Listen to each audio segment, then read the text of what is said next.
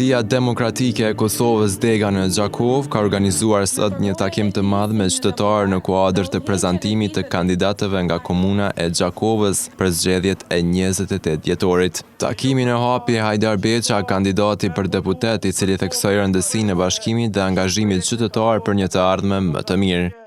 Janë dy rrugë, një rrugë që na çon mbrapa dhe nuk hec, e cila është tani, edhe një rrugë që çon Kosovën përpara nga prendimi i cili ka dyrë të hapura.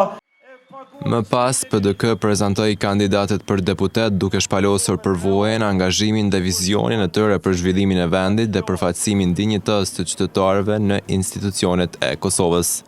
Arbresha e Gjakovës kërkon mbështetjen e juaj që të jam edhe Arbresha e Kosovës, duke e përfaqësuar kaq dinjësisht sikur që në 4 vitet e fundit ku vendin komunal të Gjakovës. Kosova ka nevojë për unitet, për qetësi dhe për vizion të qartë. Nuk jam këtu pse mendoj që politika ka nevojë për një emër më shumë.